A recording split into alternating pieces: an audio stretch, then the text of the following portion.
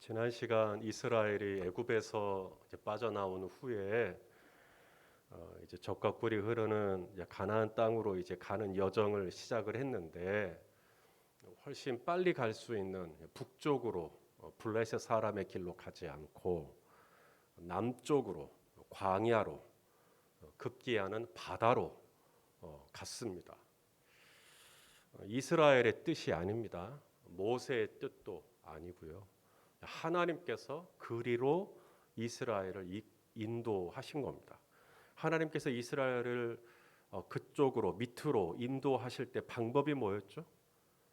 구름 기둥과 불 기둥으로 인도하셨습니다. 자, 여기서 이제 문제를 좀 드릴게요. 이스라엘이 광야를 지날 때 하나님께서 이스라엘을 인도하신 방법이 이제 구름 기둥과 이제 불 기둥으로 인도하시는 건데, 이 구름 기둥과 불 기둥이 출현한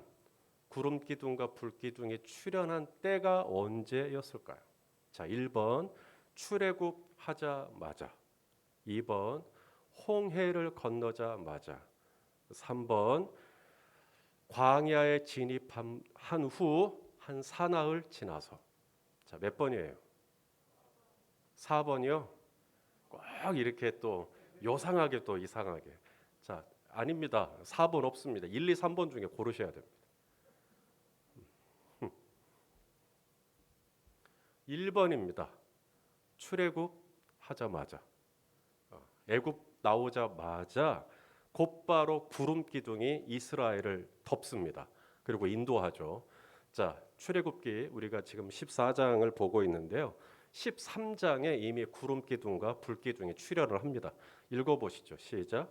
그들이 숫곳을 떠나 광야 끝 에담의 장막을 치니 여호와께서 그들 앞에서 가시며 낮에는 구름 기둥으로 그들의 길을 인도하시고 밤에는 불 기둥을 그들에게 비추사 낮이나 밤이나 진행하게 하시니. 그렇게 구름 기둥과 불 기둥의 인도를 받아서 어디로 갔다는 얘기예요? 광야 밑으로 내려가면서 홍해 바다 앞에까지 이르게 되었다는 것입니다. 앞에는 이제 바다입니다. 홍해 바다.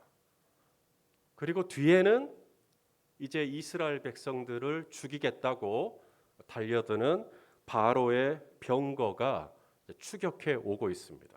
앞으로 가자니 물에 빠져 죽고, 그렇다고 뒤로 가자니 칼에 맞아 죽고, 우리 장효철 집사님 기도하신 대로 이러지도 못하고 저러지도 못하는 이제 이런 상황에 이스라엘이 놓이게 된 거죠. 자, 이럴 때 어떻게 하면 좋을까? 하나님께서 이스라엘을 홍해 앞으로 이끄신 것은 실수죠. 실수가 아니거든요. 하나님은 인생이 아니시니 시건치 아니하시고 후회가 없으시고, 이 말이 무슨 말이냐면 하나님은 실수가 없다는 이야기입니다. 하나님께서 이스라엘을 홍해로 인도하신 까닭은 이스라엘 백성들을 전부 다 바다에 수장시키려고 인도하신 게 아니라 이스라엘 백성들을 바로의 손에서 온전히 구원해 주시기 위함이었거든요. 살리시기 위함이었거든요. 이 홍해 앞에서 하나님의 대안은 무엇이었습니까? 바로 그 홍해를 하나님이 어떻게 해버리셔요? 갈라버리십니다. 홍해에 뭐가 나게 만들어요? 바다에 길이 나게 만들어요. 여러분, 이런 생각은 누구만 하실 수 있어요? 하나님만. 이런 일은 누구만 하실 수 있어요? 하나님만 하실 수 있습니다. 누가 바다에서 바다를 가르고 거기서 길을 내고 좌우에 벽이 되니 뭐 이런 걸, 인간은 이런 생각할 수가 없습니다.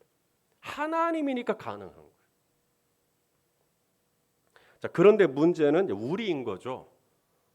우리가 믿음의 여정을 가는 중에 오늘 이스라엘과 같은 문제를 맞닥뜨렸을 때 이제 나의 반응이 어떠느냐? 10중 8구는 원망합니다. 대개는 원망해요. 나만 원망하는 게 아니라 대개 다 원망을 합니다. 심지어 하나님을 원망할 때 성경 구절을 인용하면서 원망합니다.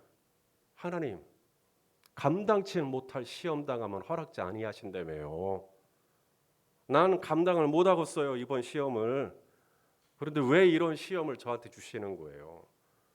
그렇게 하나님께 묻습니다. 하나님, 제가 제가 수영을 할 줄 압니까?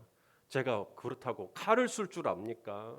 아니, 지금 이런 상황에 저를 놓이게 하시면 어떡하라는 겁니까?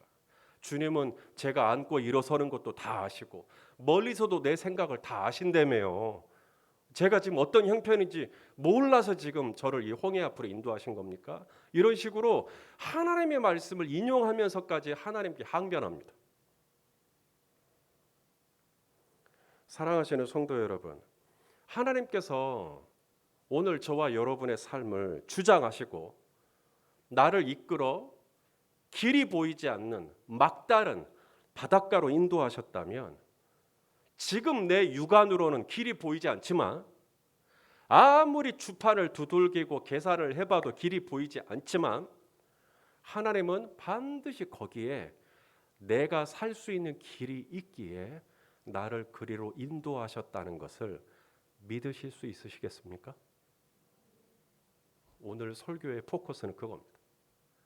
정말 이 막다른 더 이상 길이 보이지 않는 이 상황에서조차도 하나님께서 나를 이 바다로 구름 기둥과 불 기둥을 통해 인도하셨다면 지금 아무리 내가 머리를 흔들어 뺨을 때리고 방법을 써봐도 이건 불가능하다 싶은 그 상황에서도 하나님은 반드시 거기에 내가 살 수 있는 길이 있기에 나를 인도하신 것이다라고 하는 하나님의 선하심을 끝까지 신뢰하실 수 있겠는가?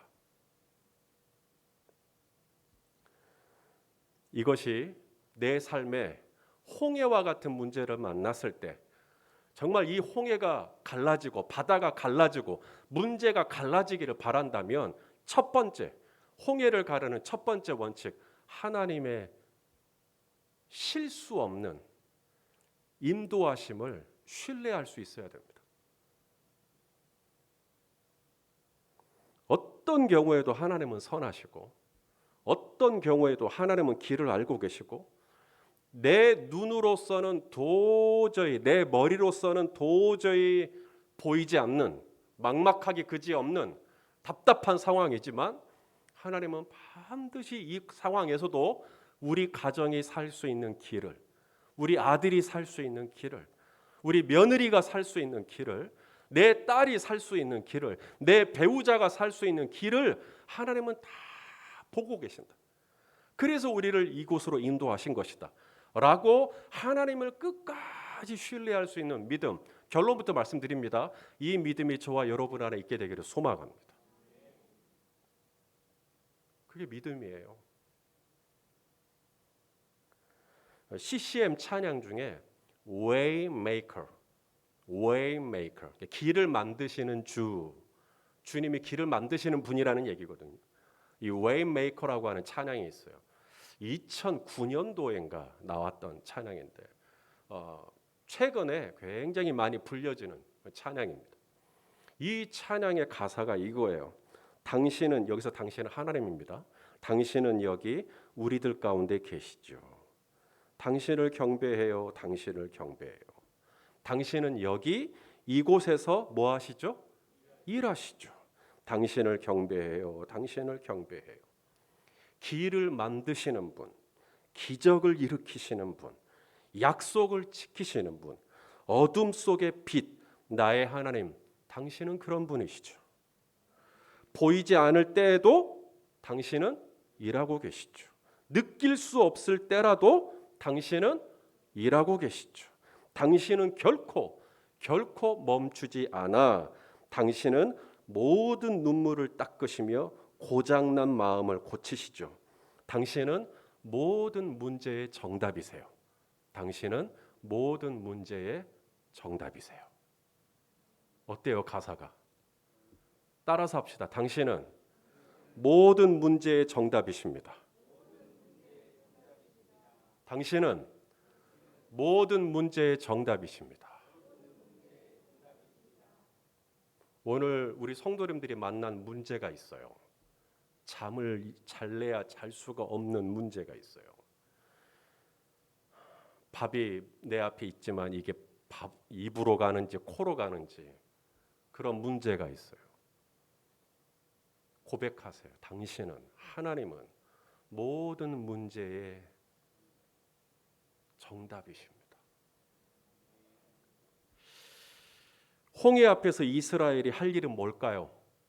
배라도 한 척 만들까요? 이제 와서? 아니면 구명조끼를 어디서 좀 빌려라 올까요?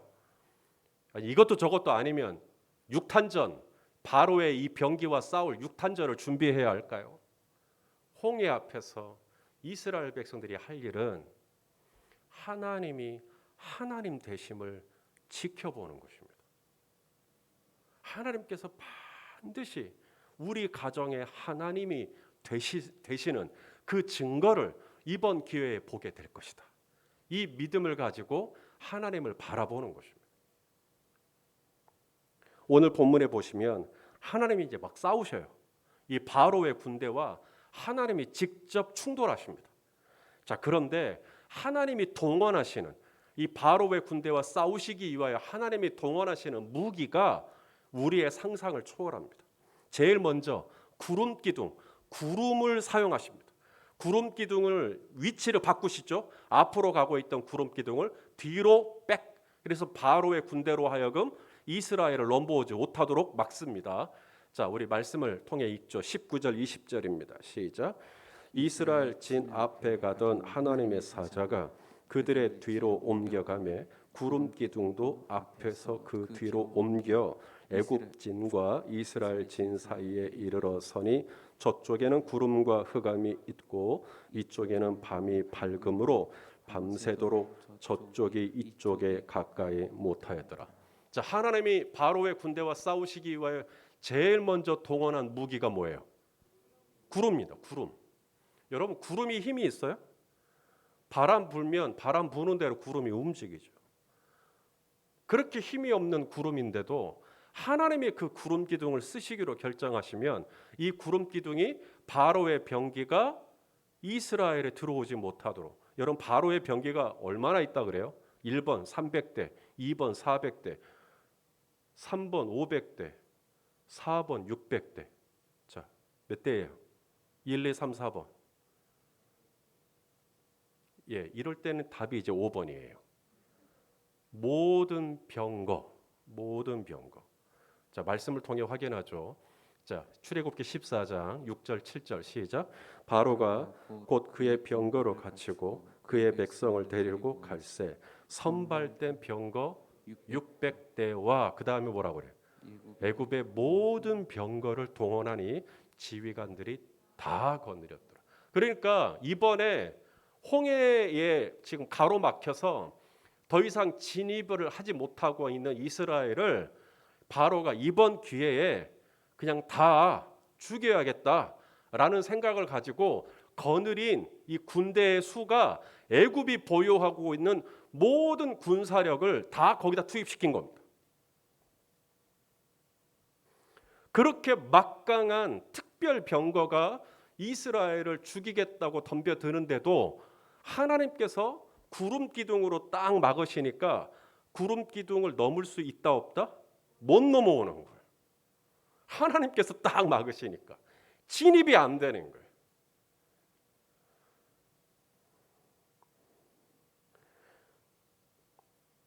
하나님이 애굽의 군대와 싸우시는 첫 번째 방법은 이 구름 기둥을 위치를 위동을 해가지고 이 바로의 군대가 이스라엘의 머리털끝 하나 상하지 못하도록 딱 막으시는 이런 기가 막힌 하나님. 자, 또 있습니다. 첫째는 구름이었고요. 이번에는 바람을 또 이용하십니다. 바람. 자, 오늘 보면 21절이죠. 읽어보겠습니다. 시작.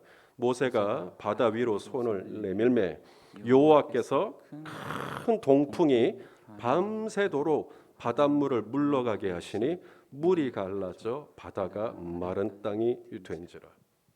하나님께서 바로의 군대와 싸우시기 위하여 동원한 두 번째가 뭐냐면 첫째는 구름 기둥이요.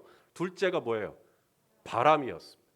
그래서 하나님이 당신의 일을 하려고 할 때 하나님은 구름도 사용하실 수 있으시고 또 뭐도 사용하실 수 있어요? 바람도 사용하실 수 있다는 거죠. 그래서 시편에 104편 3절 4절을 보시면 공동 번역으로 번역된 겁니다. 한번 읽어보시죠. 시작. 물 위에 궁궐을 높이 지으시고 구름으로 병거를 삼으시고 바람 날개를 타고 다니시고 바람을 식혀서 명령을 전하시고 번갯불에게 심부름을 시킬 수 있는 분. 이분이 누구예요? 나의 아빠 아버지.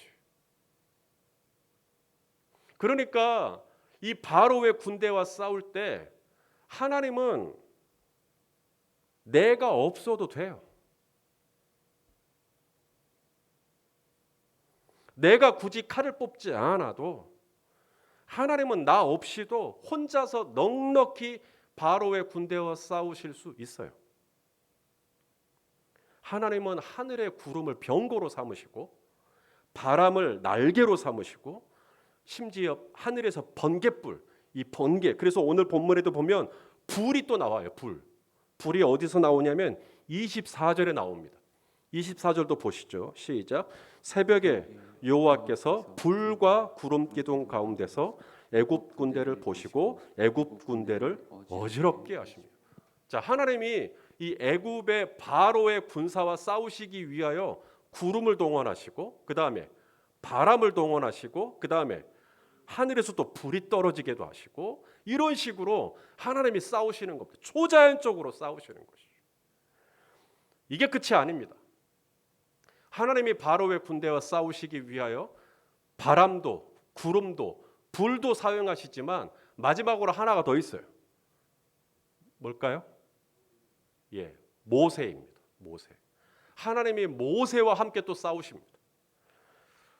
소돔과 고모라가 불로 심판을 받을 때 하나님은 아브라함의 중보를 받으셔서 소돔에 살고 있던 조카 롯의 가족을 구원하셨듯이 이스라엘이 바다 사이로 난 길을 건널 때 하나님께서 적극적으로 쓰신 한 사람이 있었는데 바로 모세를 들어 쓰시는 거죠.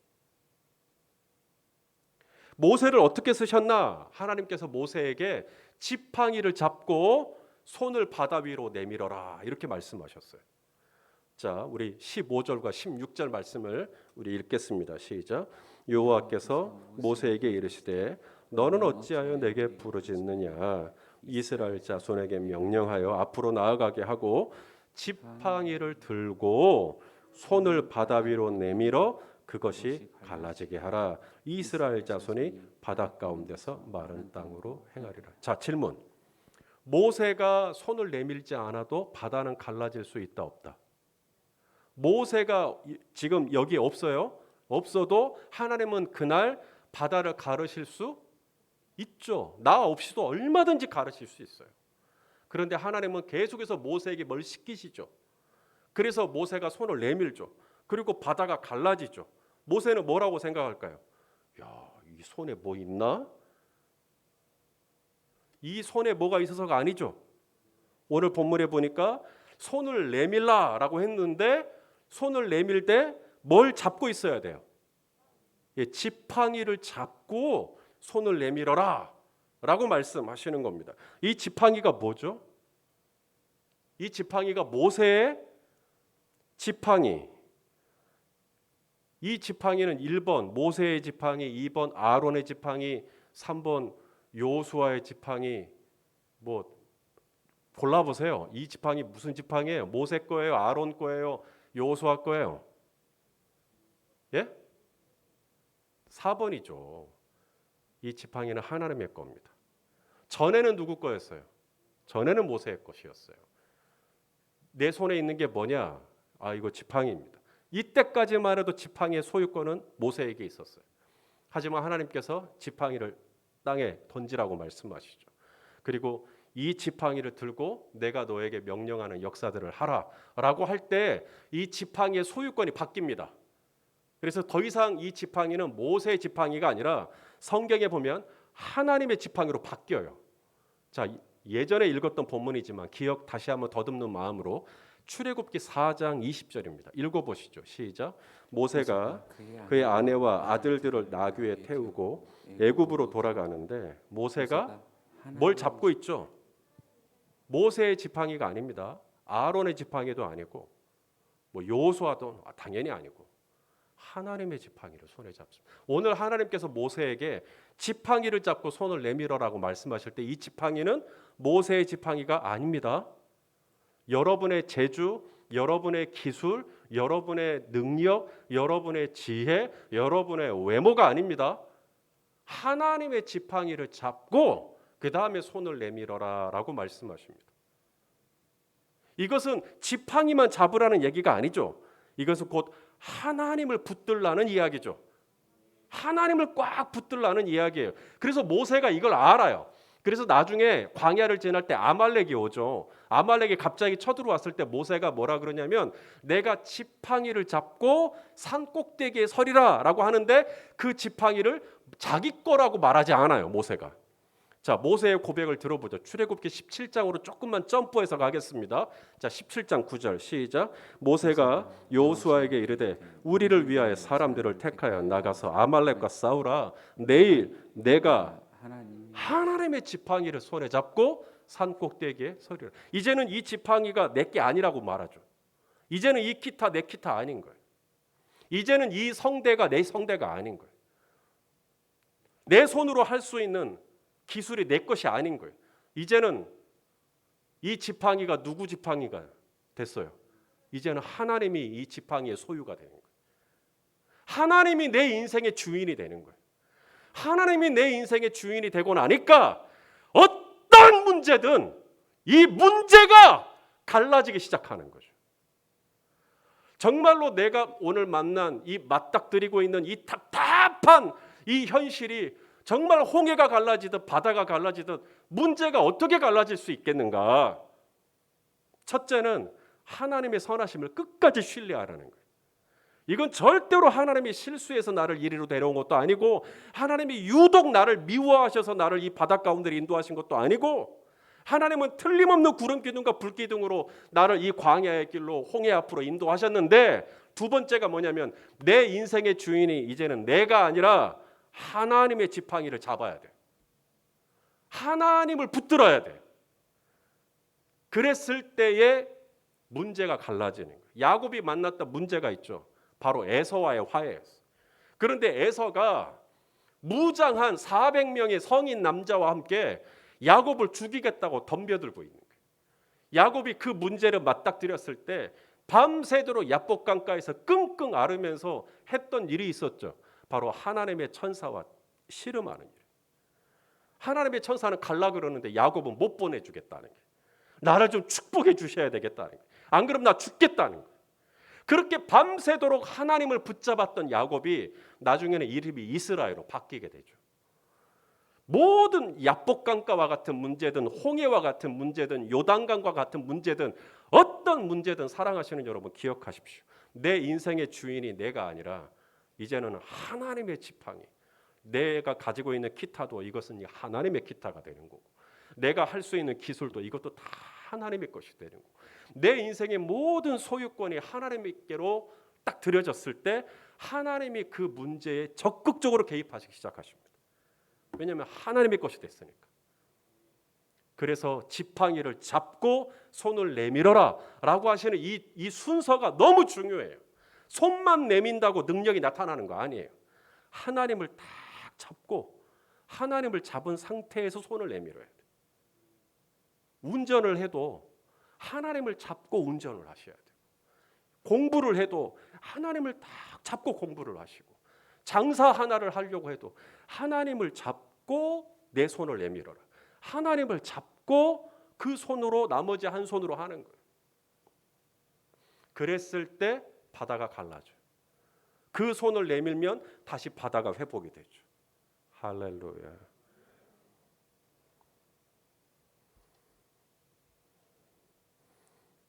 다시 한번 따라서 합시다. 하나님은 모든 문제의 정답이십니다.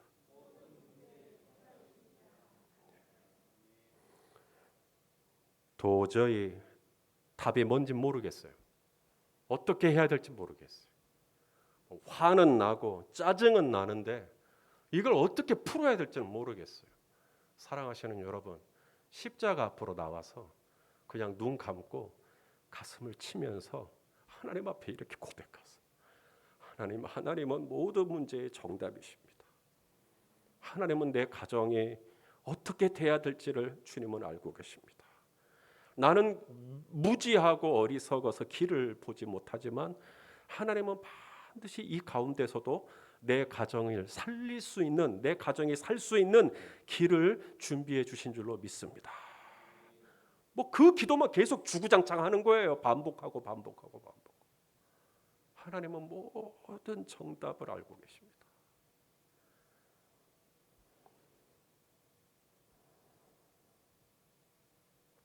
하나님을 신뢰하는 거예요. 끝까지. 이건 실수다라고 판단되기 시작하면 원망 나오기 시작합니다. 그럼 이거 누구 실수냐? 이거 남편 실수냐? 아니면 누구 실수냐? 막 이렇게 가요. 내 실수다 그러면 이제 엄청난 자기 연민에 빠지게 되겠죠. 하나님을 끝까지 신뢰하는 거예요. 하나님 아버지께서 지금 여기까지 우리 가정을 인도하셨습니다. 여기에 반드시 길이 있을 줄로 믿습니다. 그 다음에 할 일이 뭐냐면 하나님이 이제 말씀하시죠. 지팡이를 잡고 손을 내밀어라. 그러면 그대로 순종하는 거예요. 하나님을 붙들고 하나하나 이제 주님이 말씀하시는 대로 그대로 하면 돼요. 물을 떠서 연회장에 갖다 줘라. 아 진짜요? 그러면 돼요? 돼. 갖다 줬는데 물이 포도주로 바뀌어. 나뭇가지 하나 보이지? 네. 그걸 던져. 던졌더니 마라가 단물이 돼요. 너 저기 반석 있지? 응. 그 쳐. 에? 그러면 돼요? 응. 거기서 물이 나와요. 하나님이 내가 하나님을 잡고 하나님이 말씀하시고 손을 내밀어 그러면 손을 탁 내밀고 하나님이 하란 대로 성을 돌아라 그러면 성 돌고 그대로 하면 돼요. 그렇게 할 때 하나님께서 내가 참 한 번도 생각한 적이 없었던 여리고가 무너지는 길, 요단강이 그 흐름을 멈추는 길, 홍해가 갈라지는 길, 광야에 꽃이 피는 길 하나님께서 열어주실 줄로 믿습니다. 어떻게 할 거예요? 내 힘으로는 안 되는데 얼른 엎드리고 하나님이 모든 문제의 정답인 것을 주구장창 고백하는 거예요. 안 믿어지면 안 믿어지니까 더 그냥 하나님 앞에 고백하는 거예요. 하나님은 모든 문제의 정답이십니다. 하나님은 모든 문제의 정답이십니다. 그렇게 하나님 의지하고 하나님 말씀하신 우리 하나님 지팡이를 잡고 내가 산에 서리라. 지팡이를 잡고 나에게 주어진 사명들을 감당해 나갈 때 답답해 보였던 이 홍해가 하나님의 역사로 갈라져서 하나님의 놀라운 영광을 경험하는 저와 여러분이 될 수 있을 줄로 믿습니다. 이 은혜가 함께 하시기를 주님의 이름으로 축원합니다. 기도하겠습니다. 존귀하신 아버지 하나님, 정말 이 막막한 이 홍해 앞에서 어떻게 풀어야 될지 모르겠는데 하나님께서 이 모든 문제의 정답이심을 고백하면서 나아가오니 우리 성도님들의 삶에 닥친 이 막다른 골목 앞에서 하나님이 예비하신 놀라운 생명의 길을 주여 열어주시고 보여주시고 가르쳐 주시옵소서. 하나님께서 이 길을 열기 위해 지팡이를 잡고 손을 내밀어라 말씀하시면 그대로 하나님의 말씀에 순종하여 하나님의 역사에 동참하는 은혜가 우리 성도님들의 삶 가운데 있도록 은총을 베풀어 주시옵소서. 예수님의 이름으로 기도하옵나이다. 아멘.